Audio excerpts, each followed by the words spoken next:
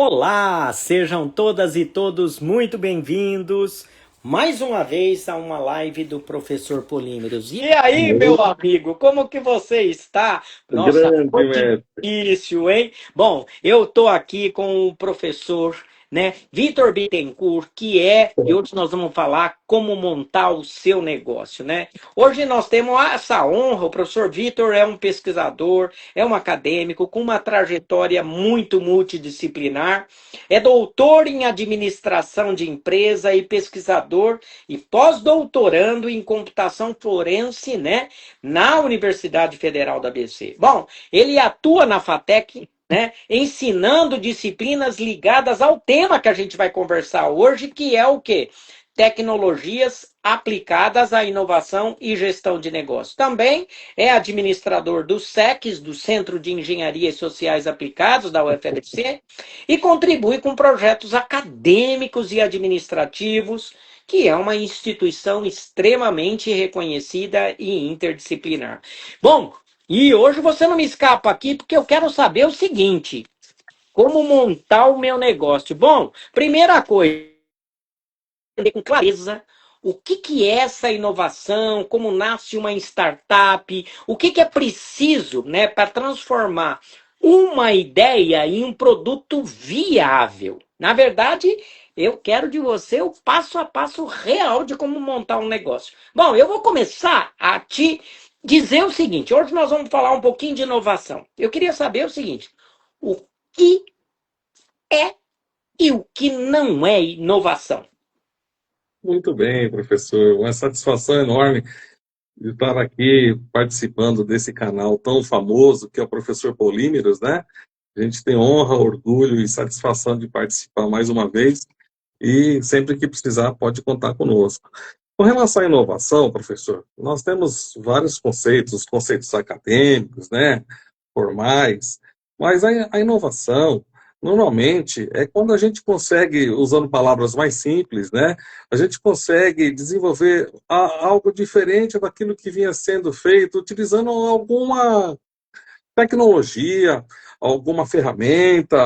Por exemplo, hoje, você utiliza inteligência artificial para poder fazer textos de telemarketing, script de texto, textos para você trabalhar no mundo jurídico, petições. Então, hoje, no mundo da advocacia, os advogados, eles pegam um arquivo de um processo de 2.000 páginas, pega o PDF desse projeto, desse processo jurídico, pega 2.000 páginas em PDF, coloca numa ferramenta de IA e você faz um prompt, que é uma pergunta, fala assim, de acordo com o decorrer desse processo, qual é a chance do juiz julgar procedente o pedido do reclamante, por exemplo. E aí a ferramenta vai trazer isso aí, coisas que você teria que pagar para um profissional, e ele ia te cobrar uma consulta, né, na tabela da OAB, ia cobrar R$ 2.000 para te dar um parecer técnico, e hoje você, de graça, você baixa o arquivo lá no TJSP, coloca o processo e você mesmo se adianta. Então, Tá. tem tantas inovações Uhum. que as pessoas que são um pouquinho mais inteligentes que as outras percebem que isso é um pulo do gato. Tá. E eles falam, vamos vender isso. Então, hoje tem empresas que prestam assessoria de TI, de inteligência voltada para inteligência artificial voltada para o mundo jurídico. E eu recentemente participei de uma feira que eu pensei que era uma feira jurídica inicialmente, né? Ah, tá.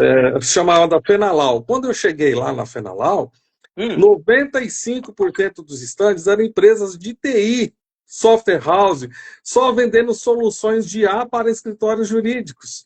Eu Que falei, na nossa verdade senhora, foi o buscar. mundo do advogado mudou, Mudou. entendeu? Mudou completamente. Então, a inovação, o que é?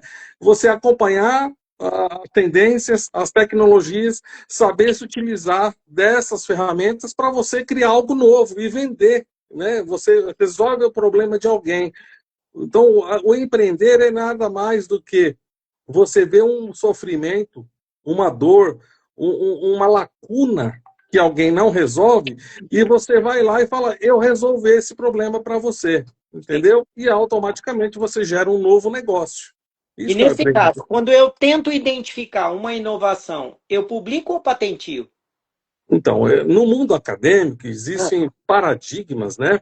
tá. Por conta dos indicadores de produtividade, currículo Lattes, que é uma vaidade acadêmica que vocês têm que alimentar isso para conseguir bolsa, para conseguir crescer na carreira acadêmica. Então, em geral, as pessoas elas querem produzir patente, porque de acordo com as pontuações no programa do Coleta CAPES, que tinha antigamente, e hoje tem o plataforma Sucupira e outros, né?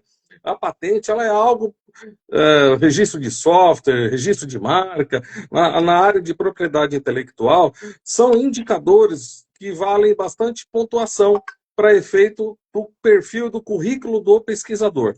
Pessoa Entendi. que quer fazer, quer pleitear uma bolsa para fazer um pós-doc, etc. Mas no mundo real dos negócios, o que vale é você pegar uma invenção, uma tecnologia, uma descoberta que foi formalizada, passo a passo, descrita, e você pega e protege isso, fazendo o quê? Você faz uma patente.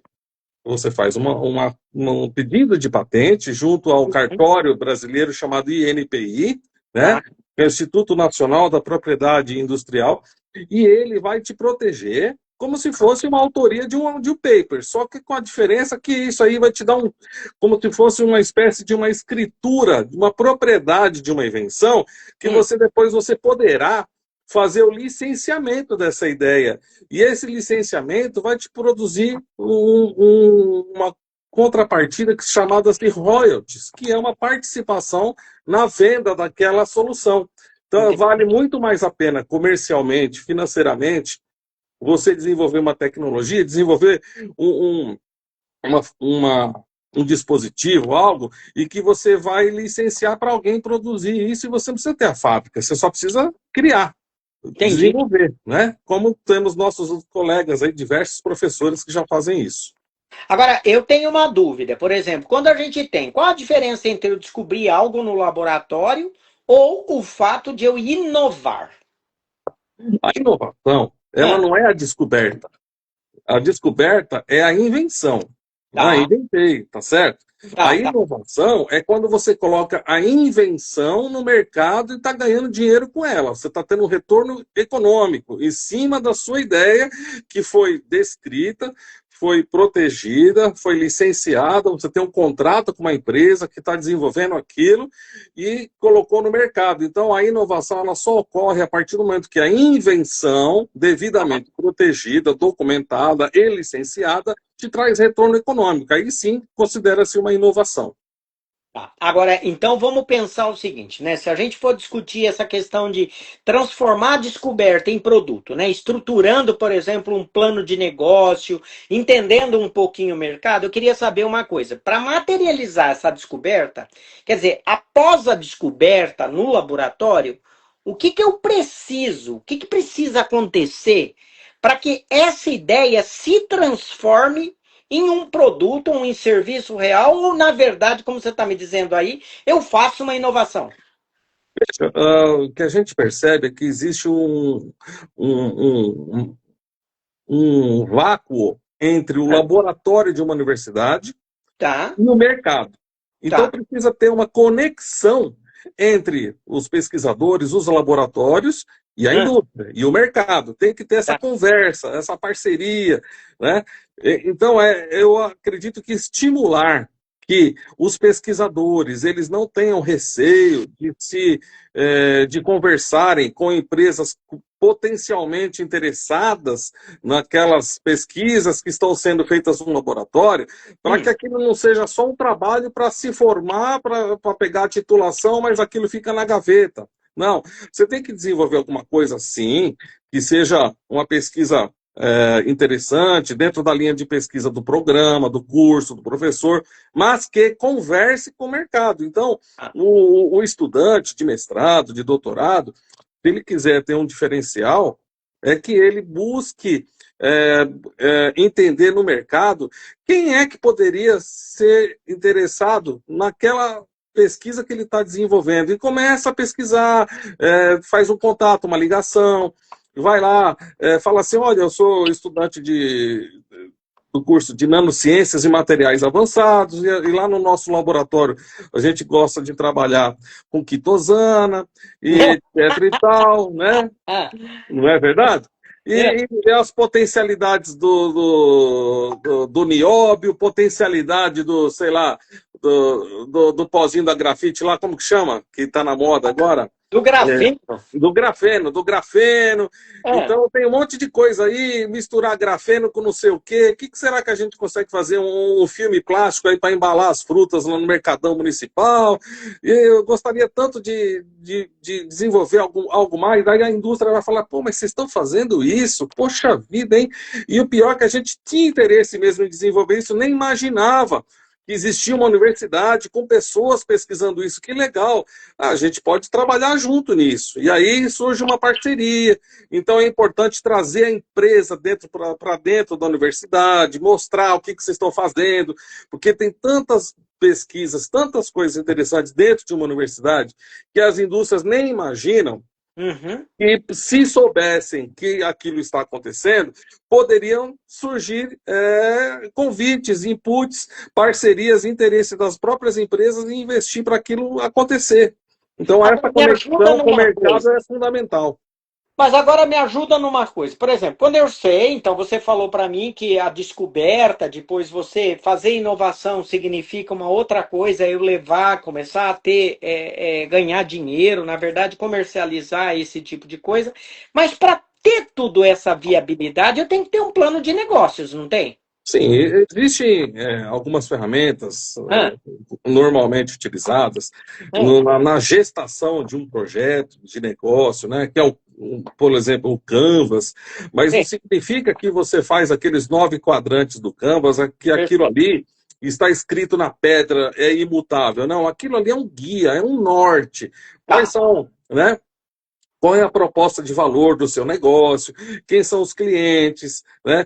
Quais são as fontes de receita? Tudo isso aí é um ponto de partida, enquanto aquela ideia inicial ela não se materializou. Então, perfeito. vamos supor que aquilo ali serviu como um norte para poder fazer o quê? Uma análise de viabilidade do projeto.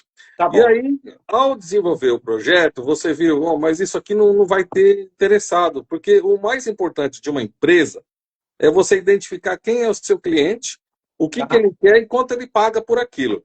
tá. Simplesmente isso. Então, eu já comecei algumas empresas na vida. Uma delas, posso contar rapidamente um caso aqui, né? Foi no ano, sei lá, 2004, foi a primeira empresa de informática que eu montei.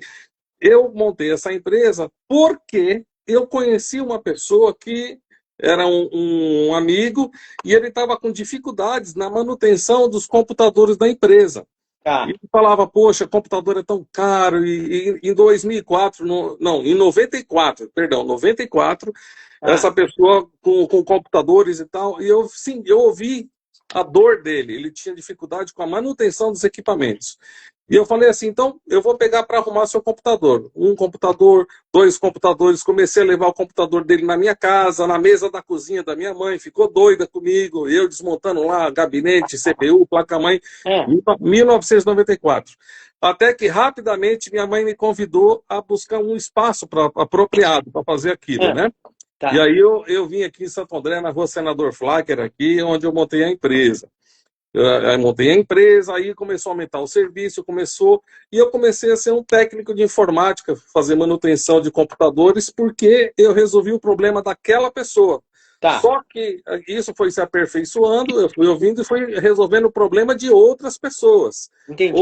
Então, ao ouvir a dor, que a gente hoje fala no Canvas, você tem que ouvir a dor, resolver o problema, cobrar barato no começo, para você conseguir pegar o Essa cliente, é uma boa dica. Essa é uma boa dica. aperfeiçoar o seu trabalho, né? Sim.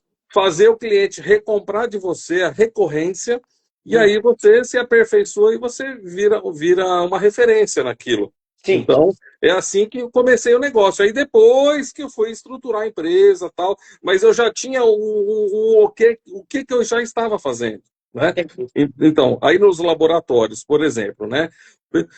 pessoal pesquisa, desenvolve coisas, mas vocês estão ouvindo o que a indústria, o que o mercado quer para você entregar uma solução minimamente viável, uma coisa simples. Olha só que legal aqui, ó, né? Não, mas aí eu, né? dentro do meu plano de negócios, eu tenho lá no Canvas, né? Você falou até um número de itens que tem que ser colocado, né? São Quais 9 são os quadrantes. principais que eu tenho que São, ter no plano de são, negócio? são 9 quadrantes, né? São 9 quadrantes que o Canvas tem, Ah, que você tem que respondê-los de maneira a enxergar onde você quer chegar. Você não precisa fazer um plano de negócios formal do tá. Sebrae, aquele que utiliza, faz até balanço, previsão para os próximos 3 anos, fluxo de Sei. caixa. Não, não, não, não. Isso aí Tá, vem depois. tá bom. Num primeiro momento, na padaria, a gente senta para conversar com apenas uma folha de sulfite, né? Ah, Faço 9 perguntas para você, né? Por exemplo, assim, qual é a solução que você quer entregar? Qual que é, né? No caso, a proposta de valor que você quer oferecer para alguém. Então, tá. vamos imaginar aqui um caso real, tá? A proposta de valor que eu tinha desenvolvido em um projeto recentemente é assim: todas as faculdades do estado de São Paulo, a FATEC, elas têm aula de manhã e à noite. Tá, E à tarde, o prédio está lá, o prédio não sai de lá. tá. O prédio fica completamente vazio, sem aluno, porque a aula é só matutino ou noturno. E à tarde fica 100% ocioso, aquele prédio com um monte de sala de aula, computador e tal. Eu falei assim, qual que é a dor? A dor é que muitas pessoas, empresas, sindicato, associação, gostaria de ter um espaço bom, apropriado para dar um treinamento, fazer um curso, e não tem dinheiro, recurso para pagar uma sala do hotel, para fazer isso aí. Então, as faculdades, ou a federal mesmo, ou uma FATEC, poderia ceder esse espaço, né? Então, eu falei assim, olha aí, ó, uma dor de alguém que não tem onde fazer capacitação, treinamento, e a faculdade com espaço ocioso. Então, juntar esse espaço ocioso com a demanda de mercado. Então, era só criar Entendi. uma agenda, né? Uhum. Para poder conciliar a demanda e as oportunidades. Então, assim, quem que seriam os clientes? Então, a proposta de valor seria o quê? Disponibilização de espaços para treinamentos gratuitos em faculdades públicas. Tá bom. Essa era a proposta de valor. Você vê que o seu negócio não necessariamente ele tem que dar lucro financeiro, mas ele vai dar o quê? Atividades de extensão com a comunidade. Então, é Tá, uma maneira indireta de uma instituição ter lucro, porque ela vai trazer a comunidade para dentro no horário ocioso, vai proporcionar o crescimento pessoal e profissional, pode ser feito com alunos voluntários ou até mesmo com funcionários da prefeitura ou da própria associação, usando o espaço que está ali disponível já. E aí Uhum. você agrega valor para a universidade, agrega valor para aquelas pessoas, entendeu? E aí você tem que fazer o quê? Quais são os recursos-chave, quais são as parcerias que você precisa desenvolver. Então, uma ideia, ela surge e você só tem que mapear todas essas outras variáveis para poder conseguir equalizar todas as dimensões possíveis. Tá. Agora me diz uma coisa, você falou muito dessa coisa de análise de mercado. Como é que eu faço isso? Como que eu entendo, na verdade, essa necessidade? É por meio de uma pesquisa? Eu Olha, faço consulta? a pesquisa, ela sempre será bem-vinda, Será? mas existe também o feeling da pessoa, do profissional, né? Tá, Então, tá, imagina assim, eu tenho uma pessoa que trabalha numa bicicletaria das antigas ainda, aquela, tá, né, que utiliza aquele reparo da Vipal para poder arrumar o furo do pneu e tal, só que a moda agora é bicicleta elétrica, né? Bicicleta elétrica. Aí o filho desse empresário do ramo da bicicletaria, ele fala, tá, eu vou montar uma para mim, mas eu vou trabalhar só com bicicleta elétrica. Então ele já tem um pouco de mercado, de entendimento do segmento, só que o bicicleta elétrica já é outro mercado, outro tá. público-alvo, o valor do bem é diferente. Então, assim, ter um certo trânsito, um conhecimento mínimo na área ajuda. E se você não tiver, converse com quem é da área. Não dá para eu, Vitor, entrar no ramo da química hoje, porque eu não tenho mínima noção de nada. Em outros segmentos, eu tenho vivência. Então, você andar onde você conhece é muito mais seguro. Essa é uma dica importante. Tá bom. Agora, você então está falando para mim, olha, você tem que ter uma visão, você tem que começar a entender que, na verdade, mesmo com uma descoberta, você vai ter que ter inovação, ou seja, você vai ter que se aproximar dessa dor do mercado, fazer esse plano de negócio, ter uma ideia de análise de mercado para a gente começar a pensar. Agora, eu fico pensando assim, então eu tenho uma descoberta, eu sei que isso, olhando para o mercado, vai ter uma inovação, porque há uma necessidade. Agora eu te pergunto o seguinte, então, juridicamente, qual a estrutura que eu monto? Eu vou montar, eu como possível empresário, vamos pensar aqui numa conversa, tá? Eu vou Sim. montar o quê? Eu vou montar, eu quero entender, eu vou montar uma MEI? Ou eu tenho que ter, né, uma sociedade limitada, unipessoal? O que, que eu tenho que ter? Eu tenho que ser um empresário individual? O que eu vou montar de empresa? Porque, na verdade, esse é o tema da nossa conversa, né? Sim, sim. Veja, imagina o seguinte, Ah, se eu sou uma pessoa que eu fiz Senai há 20 anos atrás de engenharia de instalação elétrica, né? tá.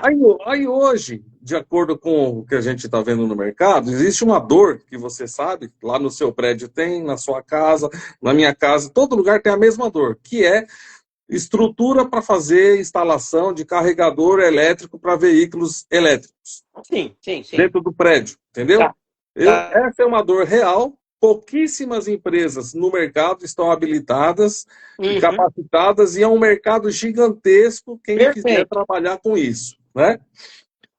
Se a pessoa que for desenvolver esse projeto for um eletricista experiente e for autônomo, ele vai abrir uma MEI. Uma MEI. Pronto. Uma Por MEI quê? Porque significa o quê? Eu vou poder é um faturar até quanto? microempreendedor, é uma pessoa, é um CPF que se transforma no CNPJ também. Então, a mesma pessoa física Ah, também é caracterizado como uma pessoa jurídica. Ele vai ter um CNPJ. tá. E Só que vai poder faturar até É um quanto? CNPJ de uma pessoa só, com certas limitações, de faturamento, por exemplo.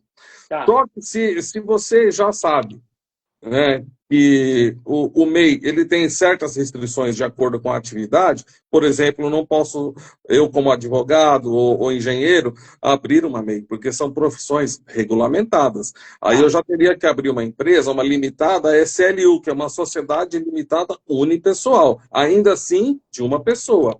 Tá. Agora, se você falar assim, olha, eu sou bom no comercial, eu consigo fazer as propostas, eu faço canvas, eu vou na reunião de condomínio, eu convenço todo mundo a fechar o negócio, mas eu não sei nada de elétrica, eu vou precisar de um parceiro meu, um sócio que vai ser o engenheiro eletricista. Aí eu vou ter que abrir uma limitada de 2 ou mais pessoas. Então, Tá. tudo vai depender da configuração, da estrutura que vai começar o negócio. Tá? O MEI você pode ter um empregado, a limitada não tem limite. Então tudo depende. Tudo depende. Não existe uma resposta padrão. Ô, Vitor, mas você está Sim. me dizendo isso, eu fiz uma interrupção, me desculpa, tá? Mas eu acabei até perguntando para você, assim, num anseio, assim, de querer entender. Mesmo que eu vá faturar bastante, eu posso fazer essas empresas desse Não, tamanho, se assim, a você MEI? faturar, se você MEI for até MEI. faturar, se você for faturar bastante, mas ainda não faturou bastante, Ah, você começou com uma MEI, faturou bastante, já vai ser desenquadrado automaticamente. tá. E até quanto eu posso faturar com uma MEI? 81 mil por ano. Quanto? 81 mil por ano. 81 mil Por numa. ano. Aí depois, uma sociedade limitada unilateral ou com duas pessoas, Unipessoal, unipessoal. unipessoal, perdão. Isso. Até quanto? 360 mil. 360 mil. Tá bom. Então isso é uma coisa importante. Agora, servidor público pode abrir uma empresa? Não pode abrir, pode Ah, ser sócio cotista.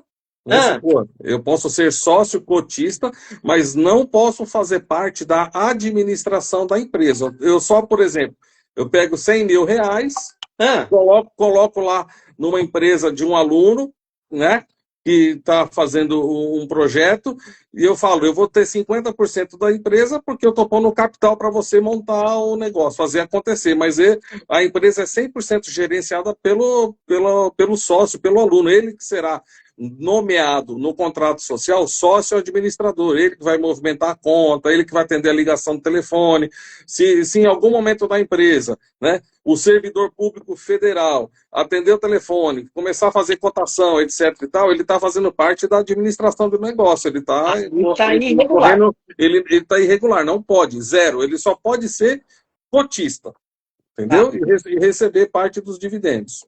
E ele pode abrir ou participar de uma startup? Agora, de acordo com a lei da inovação, ele poderá ser um investidor dessas startups sem correr riscos, né? Existe uma legislação agora que facilitou bastante essa participação.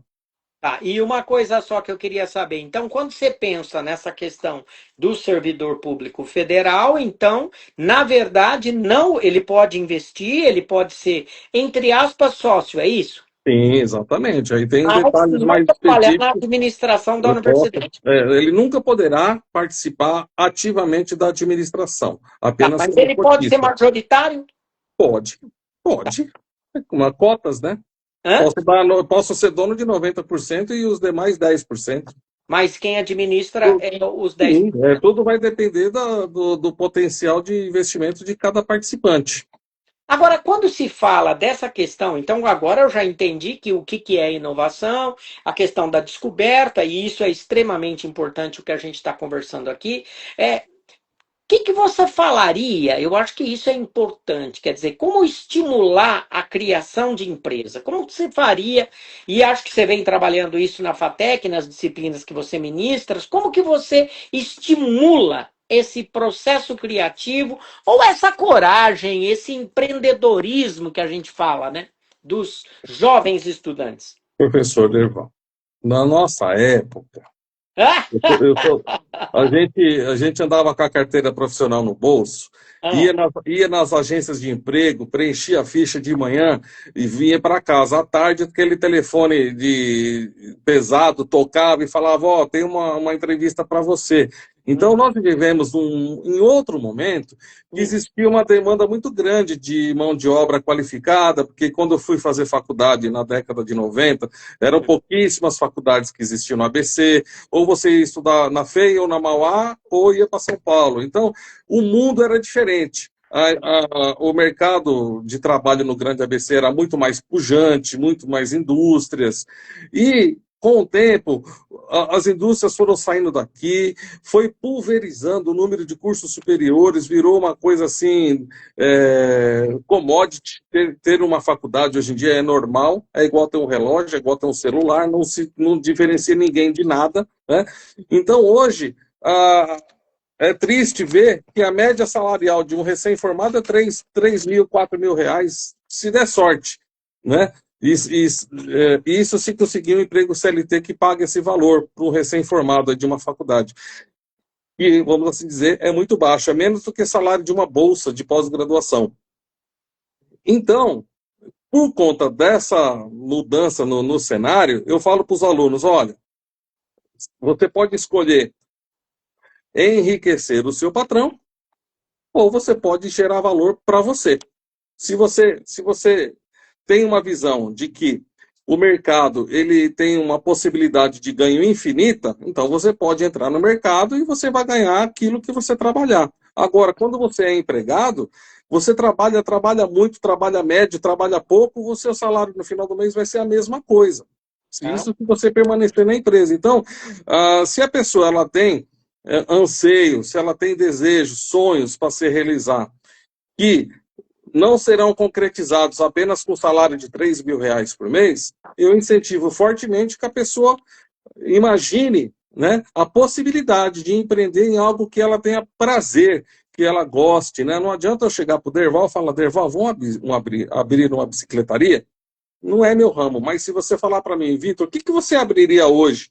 Eu abriria ou uma imobiliária, ou uma construtora, porque eu gosto de mexer com imóveis. Então, cada um vai acabar encontrando um interesse, uma afinidade de empreender naquele ramo que ele já, de certa forma, tem conhecimento, tem afinidade. Então, você empreenda naquilo que você gosta. Se você gosta de mexer com veículos, vai lá nos leilões de veículos e compra um carro de R$ 5.000, arruma e vende por 20. Deu certo? Vai lá e compra outro, entendeu? E aí você vai aprendendo, vai se aperfeiçoando. Tem gente que trabalha na área rural, né? Estou vendo aqui pela participação, o Roger Bittencourt Vetti, esse menino está falando conosco lá de Presidente Médici, Rondônia. Nossa, Muito obrigado, Rogério, pela sua participação aí. E ele é um empreendedor do ramo veterinário. Ele trabalha em fazendas, né? Talvez ele vende sêmen, ele faz aplicação de vacinas. Então, é um empreendedorismo rural completamente diferente do que nós estamos habituados por aqui, né? Então, temos diversos tipos de situações. Tem outras pessoas que eu estou vendo aqui que estão participando, fico feliz, que é bem perto. Eles são lá de Bonito, Mato Grosso do Sul, a oh, cidade, meu a Deus do céu. cidade mais maravilhosa que eu já visitei na minha vida, né? A cidade mais preparada para o turismo, lá, o pessoal Vidanês, a Cirlei, todo mundo que está participando aí, obrigado aí pela audiência de vocês. É uma cidade que é profissional no turismo. Então, a receptividade, o tour. Então, se você chega lá e fala assim, olha só que legal, parece que está tudo construído, mas como ali é um mundo do turismo, sempre vai ter alguém que vai ter uma novidade. Olha, eu tenho um drone aqui, sabe o que eu vou fazer? Eu vou começar a filmar o pessoal fazendo flutuação no Rio Sucuri, aí eu filmo, aí depois eu vendo a filmagem para você. É uma visão de negócio. Então, você tem que viver aquele ramo do turismo para você começar a diversificar as suas atividades. Você tem que viver as coisas intensamente. Sai Tá. do escritório, né? É. E, Agora me diz uma coisa. Bom, eu acho que essa conversa está muito interessante. Eu quero até deixar recado aqui para dizer o seguinte: se alguém que está aqui, né, e quer também mandar alguma pergunta para o professor Vitor, manda agora que a gente já faz a pergunta e a gente começa a interagir, tá bom? Vitor, me diz uma coisa. Compartilhe um pouco aqui os projetos, os cursos que você vem fazendo, né? E aonde o nosso público vai poder acompanhar o seu trabalho. professor, é o seguinte, É, né, sabe que a gente tem uma atuação no segmento de empreendedorismo já há um bom tempo, né? tá. Então, lá na FATEC, além de ministrar essa disciplina de empreendedorismo e inovação, faço parte de um projeto bem consolidado, chama-se Escola de Inovadores, que ele Ah, compreende todas as 82 FATECs do estado de São Paulo e as centenas de ETECs. Então, em média, tem 25 mil alunos que participam todo ano hum, desse curso online de empreendedorismo, chamado Escola de Inovadores. Então, esse é o maior curso que eu participo, como orientador da minha unidade, e sempre incentivando as pessoas a fazer esse curso de extensão online. Além disso, aqui na UFABC, a gente auxilia os docentes que trabalham com a temática do empreendedorismo e inovação, uhum. que inclusive hoje e amanhã está acontecendo o Engineering Innovation, que são as apresentações dos alunos das engenharias do SEX, de todas as engenharias, com seus projetos, dos protótipos em funcionamento, eles fazem um pitch apresentando o modelo de negócio, e os avaliadores eles indicam a potencialidade ou não daqueles projetos, para fazer com que o aluno da engenharia entenda o seguinte: tem vaga para engenheiro? Tem, mas nem todos os 50 alunos da sala de aula da engenharia vão ser contratados como engenheiro. Alguns vão ser empregados, outros terão que ser empregadores. Então já está meio que preparando a pessoa, fala assim, eu não sei se eu vou ter emprego, então é melhor eu me garantir sendo capaz de desenvolver alguma coisa. O Eu tô empreendedorismo indo hoje daqui a é uma pouquinho lá, realidade. viu? Eu tô Oi? indo daqui a pouquinho lá, viu? Isso, lá no bloco A, no térreo, tá certo? No térreo, no piso vermelho. Já passei lá, Exatamente. tem os estandes tudo iluminado e o pessoal já está montando. Vai ter das Então, 7 às 9 e das 21 às sim, 23 horas hoje, a apresentação de projeto. exato, o ensino do empreendedorismo nas universidades como um todo é transversal hoje. Não Sim. é mais uma iniciativa isolada, porque os alunos têm que saber que eles têm que aprender a criar o próprio modelo de negócio, porque não vai ter um emprego tradicional e formal para todos, como sempre teve. O mundo está em constantes transformações. E olha, é muito triste, mas a gente tem que começar a pensar em fechar essa live, porque como a gente está num modelo mais curto, né, de divulgação, eu acho que isso é extremamente importante. Eu acho que fica muito claro que hoje na sua fala que como eu vou montar um negócio, principalmente a gente entender o que vem a ser essa descoberta, né, como eu pego essa minha descoberta e vejo, né, se existe, considerando a dor de quem está nesse mercado, se isso vai permitir com que eu faça uma inovação de fato, né? Para isso a gente vai ter que pensar, né? Se eu publico ou não e patenteio ou não, né? Como você falou, pensar nesse plano de negócio, que é um documento no Canvas, que você falou que pode ter 9 itens, mas pode ser muito simples, né? E claro que eu ter a ideia do que? Da história de uma análise de mercado, que pode ser desde feeling até pesquisas estruturadas e assim por diante. Ficou muito claro para mim que como, né, todos os servidores públicos, em especiais os federais, né, que é o que a gente está falando aqui, eles podem ter uma empresa, serem sócios de uma empresa, mas não vai poder trabalhar na administração. Isso pode. Bom, eu queria que você falasse assim, né? É claro que é com tristeza, mas eu tenho que encerrar essa conversa, que você deixasse uma mensagem, né? Uma mensagem que estimulem, né? Aqueles que vão, que estão e que vão estar conversando com a gente, tá bom? Tá bom, Derval, obrigado. Eu penso o seguinte, que todos nós temos uma missão na vida. A minha missão hoje é compartilhar as experiências exitosas e as falhas que eu já tive ao longo da minha vida. E eu não tenho medo nem vergonha de dizer onde eu errei, por que eu errei e como eu aprendi com aquele erro. Então, conversa com quem tem experiência, não tenha vergonha de expor a sua ideia, ou com medo, ou com receio. Desenvolva, mas procure ajuda de pessoas que são atuantes no segmento do empreendedorismo. Nós temos um privilégio fantástico, que recentemente foi inaugurado o Parque Tecnológico em Santo André, ao lado da Universidade Federal, aqui em frente. Isso aí, para nós, é um absoluto prêmio, ter uma estrutura de primeiro mundo como aquela ao nosso lado, que está ansiosa para receber alunos, novos projetos, novas ideias. Então, tem ambiente apropriado e, inclusive, até com apoio financeiro para você desenvolver suas ideias. Eles criam desafios junto com a demanda das empresas. As empresas falam, eu preciso resolver isso, esse é meu problema, a minha dor é essa. Aí o Parque Tecnológico faz o edital, a chamada e espera os alunos que querem resolver o problema. E o pessoal vai lá e apresenta a proposta. A melhor proposta, a empresa contrata esses alunos que vão se tornar futuros prestadores de serviços, fornecedores de soluções. Então, existem novos caminhos muito próximos de nós e vamos aproveitá-los. E aqui na UFABC tem alguns professores conhecidos, como o professor Derval, professor Mário Minami.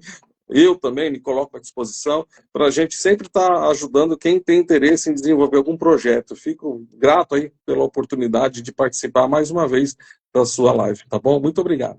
Olha, é nós que agradecemos, porque eu sei que você é uma pessoa bastante ocupada, eu sei que você vai correr também agora, daqui a pouquinho, né? E para fazer outras atividades, eu acho que isso é muito importante. Eu gostaria de agradecer não só ao professor Vitor Bittencourt, que esteve aqui nos trazendo muita coisa, muita informação a respeito de como montar uma empresa, né? Trouxe muitas informações. Quero agradecer também aqueles que estão aqui presentes e também aqueles que vão ver a nossa live, que a gente sabe que o professor Polímeros vem fazendo essa divulgação tanto no TikTok, no YouTube, também no LinkedIn e também especialmente no Spotify com podcast, tá bom? Então, ó, se você gostou dessa live, compartilha. Compartilha essas informações porque são extremamente importantes quando a gente pensa o quê? Quando a gente pensa em como montar uma empresa.